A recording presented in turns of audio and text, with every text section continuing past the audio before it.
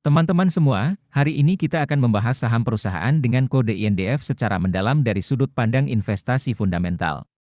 Ayo kita mulai.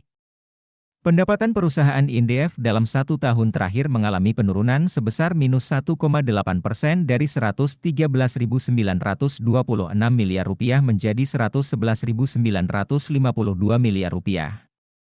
Namun, jika kita melihat rata-rata pertumbuhan pendapatan selama 5 tahun terakhir, CAGR, perusahaan ini mencatatkan pertumbuhan yang cukup baik yaitu sebesar 8,4%.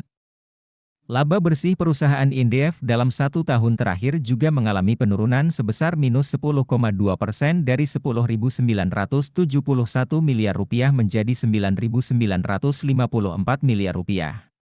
Akan tetapi, jika kita melihat rata-rata pertumbuhan laba bersih selama 5 tahun terakhir, CAGR, perusahaan ini mencatatkan pertumbuhan yang cukup tinggi yaitu 14,1%. Dari sisi profitabilitas, perusahaan INDF mengalami peningkatan gross profit margin dari 30,2% menjadi 33,1%. Namun, net profit margin justru mengalami penurunan dari 9,6% menjadi 8,9%.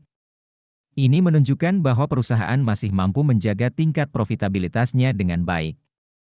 Posisi perusahaan INDF berdasarkan return on asset, ROA, turun dari 4,3% menjadi 3,4%, sedangkan return on equity, ROE, juga turun dari 13,8% menjadi 10,9%.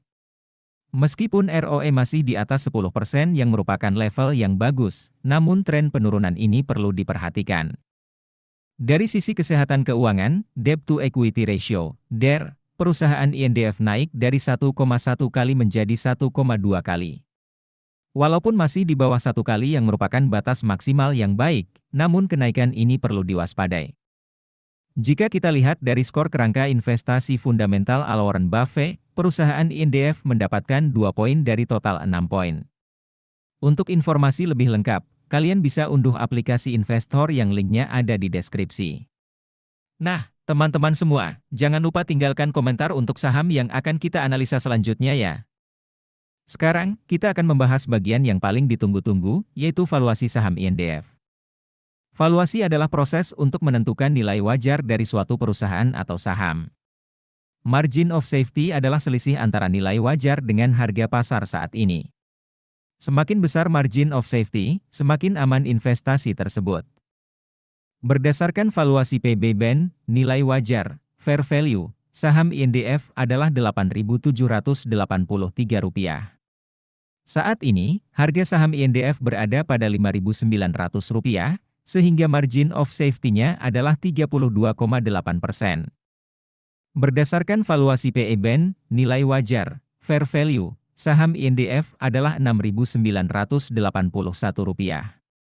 Saat ini, harga saham INDF berada pada Rp5.900, sehingga margin of safety-nya adalah 15,5%. Nah, teman-teman semua, analisis ini hanya sebagai referensi.